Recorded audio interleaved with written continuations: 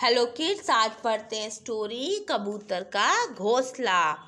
बहुत पुराने समय की बात है। उस समय कबूतर अपना घोंसला नहीं बनाया करता था।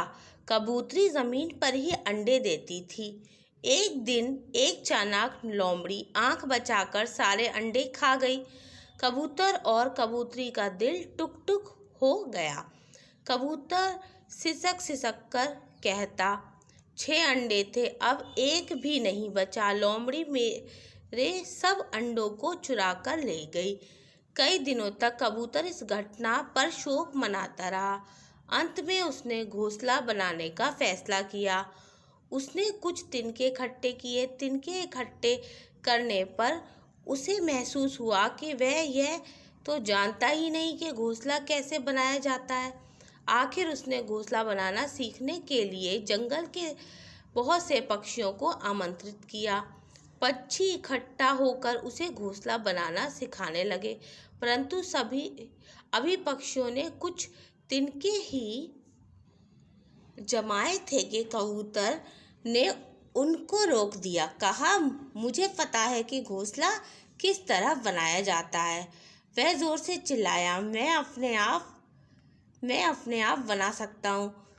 कोई स्वयं अपना काम कर सकता है तो अन्य कोई अपने को कष्ट क्यों दे। पंछी तिनके पटक कर उड़ गए। कबूतर ने ये तिनके एक शाखा पर रखे, दूसरी शाखा पर। इस तरह पेड़ की हर शाखा पर उसने कोशिश की, कई बार कोशिश की, परंतु वह घोंसला न बना सका। अब क्या किया जाए, उसने सोचा। उसने फिर सब पक्षियों को बुलाया और घोंसला बनाना सीखा देने की मिन्नत की। वह सब उड़कर आ पहुंचे और उन्होंने अपना काम शुरू कर दिया। लेकिन जो ही उन्होंने मिलकर घोंसले को आधा हिस्सा पूरा किया कि कबूतर फिर चिल्ला उठा, मैं जानता हूँ यह कैसे बनता है, मैं खुद बना सकता हूँ। अच्छा, तुम खुद बना सकते हो तो बना लो, हमें नाहक क्यों परेशान करते हो, पक्षियों ने कहा और वहां से उड़ गए। कबूतर अपने काम में जुट गया। उसने एक तिनका इधर रखा, एक उधर, परंतु उसने कुछ भी नहीं बन पा रहा था। उसने पक्षियों को तीसरी बार बुलाया, परंतु इस बार वह नहीं आए। वह बोले, जो यह सोचता है कि वह सब कुछ समझता है तो उसको कुछ सिखाने से क्या लाभ। यही कारण है कि कबूतर का घोंसला आज तक बेढंगे तरीके से बना जा रहा है। ठीक है, मीन्स आप ये समझिए स्टोरी में क्या दिखा रहे हैं। हालांकि एक आर्टिफिशियल स्टोरी है, झूठी कहानी है कि कबूतर अपना घोंसला नहीं बनाते। तो कबूतर कबूतरी थे जो घोंसला नहीं बनाते थे, और कबूतरी थी जो फर्श पे अपने अंडे देती थी। तो एक दिन लोमड़ी ने इसके सारे अंडे खा लिए।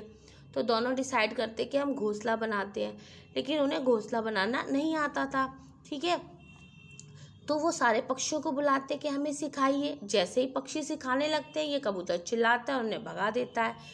फिर दोबारा कोशिश करता है, नहीं बना पाता। फिर ये सबको बुलाता है, फिर बनवाता है। लेकिन जब पक्षी आधा घोंसला बनाते हैं तो इन पे चिल्लाता है, कहता है भाग जाओ, मुझे आता है। तो सारे वो लोग गुस्सा होते हैं पक्षी, और कहते हैं कि तुम अपना काम खुद ही कर लो। तो यही रीज़न है कि आज तक कबूतर अपना घर नहीं बना पाता है, और उसका घर ऐसे ही टेढ़ा मेढ़ा बना होता है। अगर आप और पक्षियों का देखेंगे तो बहुत सुंदर सुंदर घोंसले बनाते हैं, लेकिन पक्षी का घोंसला सबसे बेकार होता है। तो यही इस कहानी में सिखाया जाता है। कुछ टफ टफ वर्ड थे, जैसे कहते हैं हिस्सा, ठीक है। नाहक, नाहक मीन्स होता है क्या कहते हैं कि बेकार में आप गुस्सा क्यों करें। ठीक है, हिस्सा मीन्स होता है कि भाग लेना। ठीक, फिर एक वर्ड यहाँ पे आता है मिन्नत मीन्स प्रार्थना करना। अन्य है, देखिए रेड लाइन से दिया, अन्य मीन्स कोई और चीज़, किसी और के बारे में अगर हम बात कर रहे हो। ठीक, अब हमें इससे मॉरल क्या मिलता है, एक बार हम वो भी रीड कर लेते हैं। देखिए, शोक मीन्स दुख बनाना, फैसला करना, डिसाइड करना, महसूस किसी चीज़ को फील करना। दिल टूक टूक होना मीन्स दिल टूट जाना, दुखी होना बहुत ज़्यादा। आंखें बचाना मीन्स छुप कर किसी चीज़ से। आमंत्रित मीन्स किसी को बुलाना, इनवाइट करना। और पंछी मीन्स बहुत सारे पक्षियों की बात की जाती है। ठीक है, कबूतर को घोंसला बनाना नहीं आता था। वह घोंसला आज भी बेढंगे तरीके से बना होता है। इसका कारण है इस पार्ट में बताया गया है।